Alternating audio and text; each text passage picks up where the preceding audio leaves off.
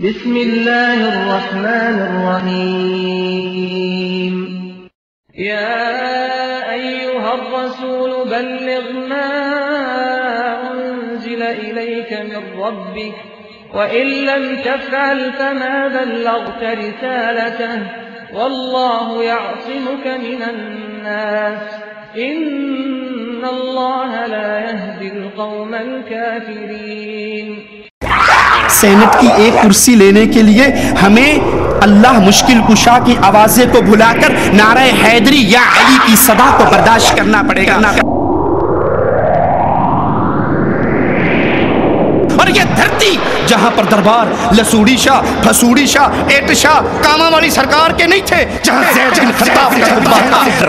دستار کے ہر تار کی تحقیق ہے لازم، دستار کے ہر تار کی تحقیق ہے لازم، ہر صاحب دستار معزز نہیں ہوتا۔ یا ایھا النبی، اے غیب کی خبر سنانے والے،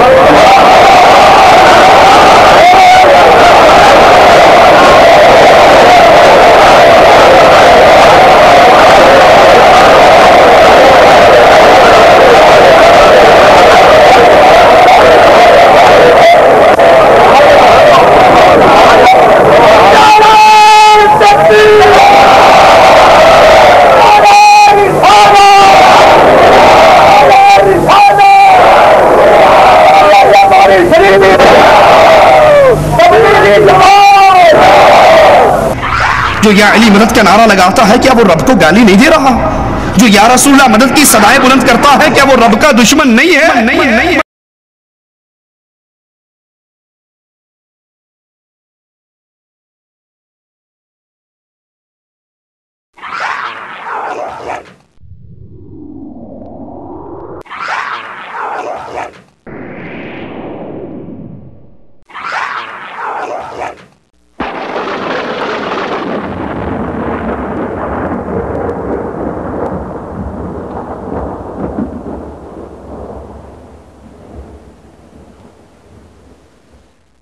ابو بکر گزرے مشرکین کے محلے سے، یہودیوں کے محلے سے گزرے۔ ایک یہودی کہہ رہا تھا اللہ فقیر ہے ہم غنی ہے، اللہ ہم سے چندہ خیرات مانگتا ہے، اس کے منہ پہ تھپڑ مارا۔ وہ روتا ہوا نبی کے پاس آیا، ابو بکر نے کہا اس نے میرے رب کو گالی دی تھی، وہ مکر گیا، آپ نے گواہ مانگا، صدیق اکبر کی گواہی دینے والا کائنات میں کوئی نہ رہا، عرش والے نے اپنے عرش سے ابو بکر کی گواہی دی، اگر تم نے نہیں سنا میں نے تو سنا تھا۔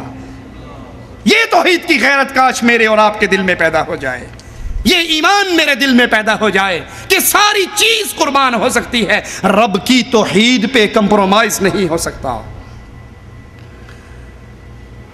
اور یہ الفاظ سن کر نیچے سے نعرہ رسالت، نعرہ حیدری یا علی مدد کے نعرے لگے۔ مولانا طارق جمیل کے ماتھے پر ایک جو تک نہ رینگی، ان کے ماتھے پر بل نہیں پڑا، ان کو کوئی تکلیف نہیں ہوئی کہ یہ یا علی مدد کہنے والے اللہ کو گالی دے رہے ہیں، علی کو اللہ کا شریک بنا رہے ہیں، رسول اللہ کو اللہ کا شریک بنا رہے ہیں، اور مواحد کبھی اپنے رب کی توہین کو برداشت نہیں کیا کرتا۔ مولانا فرماتے ہیں کہ اللہ نے ہمیں اپنی عبادت کے لیے پیدا کیا کہ اس کی عبادت کی جائے، اس کا ذکر کیا جائے، صبح شام اس کی تسبیح کی جائے، اور کہا میں کل عصر کی نماز سے اس عرس میں مولد شریف کی قبر کے اس عرس میں میں یہی کچھ دیکھ رہا ہوں، یہاں اللہ کی عبادت ہو رہی ہے، یہاں اللہ کا ذکر ہو رہا ہے۔ میں نے تمہیں اس لیے نہیں پیدا کیا کہ میرے خزانے تھوڑے تھے تمہیں پیدا کر کے پورے کروں، ولا لأستأنسبكم من وحشة، نہ اس لیے پیدا کیا کہ اکیلے میں جیت براتا تھا، ولا لأستعين لكم على أمر قد عجزت عنه، میں اس لیے پیدا کیا کہ میں کوئی کام نہیں کر سکتا تھا تم سے کرواؤں، نہیں، انما خلقتكم لتعبدوني طويلا وتذكروني كثيرا وتصدقوني بكرة وأصيلا۔ اس حدیث کا نمونہ کر کے ہم یہاں دیکھ رہے ہیں۔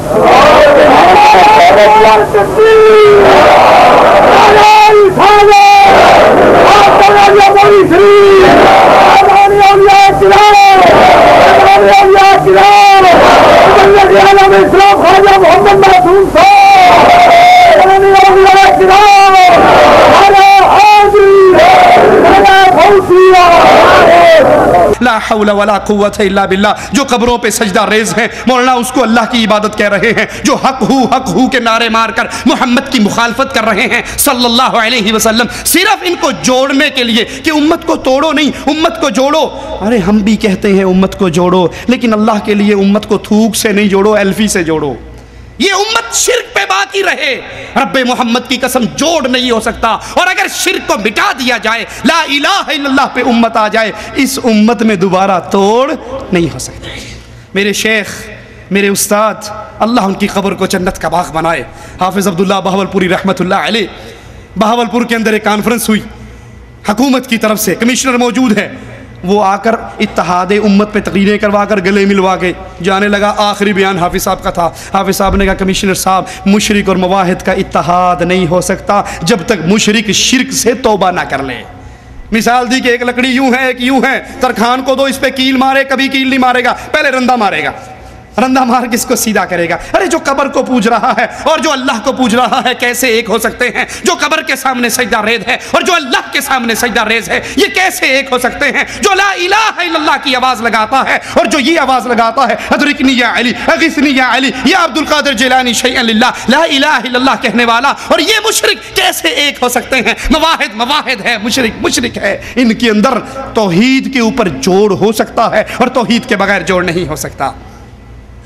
مولانا طارق جمیل گدی نشین جو اس پورے شرک کے دھندے کو چلا رہا ہے اس کی تعریف کرتے ہوئے کہتے ہیں کہ ان حضرت کی ان بزرگوں کی خدمت میں بار بار آنا نہیں ہوتا اور ان حضرت والا کی ذات ہمارے تمہارے ملنے کا وسیلہ بنی, حالانکہ یہ حضرت والا پورے شرک کے دھندے کی آئی جی ہیں.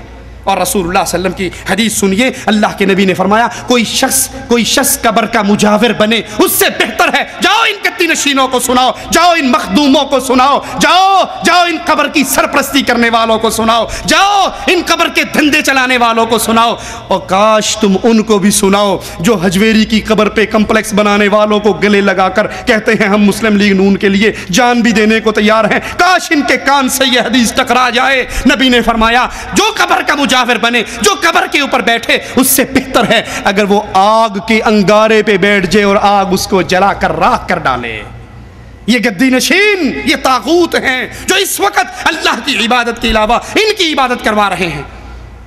مولانا فرماتے ہیں جیسے اللہ کی تعریف کرنا ناممکن ہے, جس طرح اللہ کی تعریفیں ناممکن ہیں ویسے ہی رسول اللہ صلی اللہ علیہ وسلم کی تعریفیں ناممکن ہیں. سارے سمندر سیاہی بنا دو, ساری سیاہیاں ختم ہو جائیں گی لیکن رسول اللہ کی تعریف ختم نہیں ہوگی. حضرت قرآن تو یہ شان اللہ کی بیان کر رہا ہے, آپ یہ شان رسول اللہ کی بیان کر رہے ہیں. کس قرآن کی آیت سے, نبی کی کس حدیث سے؟ اللہ کے نبی صلی اللہ علیہ وسلم کو ایک صحابی نے صرف اتنا ہی کہہ دیا تھا ما شاء اللہ و شئت, جو اللہ چاہے اور جو رسول اللہ چاہے. نبی ٹیک لگا کر بیٹھے تھے, سیدھے ہو کر بیٹھے اور کہا اجعلتنی للہ ندن, تو نے مجھے اللہ کا شریک بنا دیا. قل ما شاء اللہ وحدہ, یہ نہ کہے جو اللہ چاہے جو نبی چاہے, اللہ نبی وارث, اللہ نبی کی مرضی, اللہ نبی کا کرم. قل ما شاء اللہ وحدہ, بلکہ یہ کہ جو تنہا اللہ چاہتا ہے وہ ہوتا ہے, جو اللہ نہیں چاہتا وہ ہو نہیں سکتا. اجعلتنی للہ ندن, تو نے مجھے اللہ کا شریک بنا دیا. مولانا فرماتے ہیں کہ ابو ہریرہ نے پوچھا, حدیث سنیے مولانا طارق جمیل صاحب کی بیان کردہ. ابو ہریرہ نے رسول اللہ صلی اللہ علیہ وسلم سے پوچھا آپ کو نبوت کب ملی؟ تو آپ نے فرمایا ابھی آدم علیہ السلام کا کہیں وجود نہیں تھا اور اللہ مجھے محمد کو نبی بنا چکا. کب تھے, کب نبوت ملی؟ ابو ہریرہ رضی اللہ تعالیٰ عنہ پوچھ رہے ہیں متى وجبت لک النبوہ, یا رسول اللہ آپ کو نبوت کب ملی؟ اس کا جواب کیا تھا؟ اس کا جواب یہ تھا کہ آپ ارشاد فرماتے 40 سال کی عمر میں رمضان شریف کے مہینے میں 17 تاریخ کو غار حرا میں میرے پاس فرشتہ آیا اور مجھے نبوت دے گیا. یہ اس کا جواب تھا. جواب کیا آیا؟ یہ جواب نہیں دیا. جواب کیا آیا؟ کنت نبیا وان آدم بین الروح والجسد, ابھی آدم علیہ السلام کا کہیں وجود نہ تھا اور اللہ مجھے نبی بنا چکا تھا. انا للہ و انا الیہ راجعون. اے کاش مولانا آپ ہر پڑھی ہوئی چیز کو بیان کرنے سے پہلے ایک لمحے کے لیے رک کر یہ تو سوچ لیں کیا یہ اللہ کے نبی کی حدیث ہے یا آپ کے ذمہ جھوٹ باندھا گیا ہے؟ کیونکہ رسول اللہ صلی اللہ علیہ وسلم نے فرمایا من کذب علی متعمدا، جو جان بوجھ کے بغیر تحقیق کے میرے اوپر جھوٹ باندھتا ہے وہ اس دنیا میں رہتے ہوئے اپنا ٹھکانہ جہنم میں بنا لے، او کما قال علیہ الصلوۃ والسلام۔ کاش اس من گھڑت روایت، اس جھوٹی روایت کو فرمان رسول کہتے ہوئے آپ کی زبان لڑک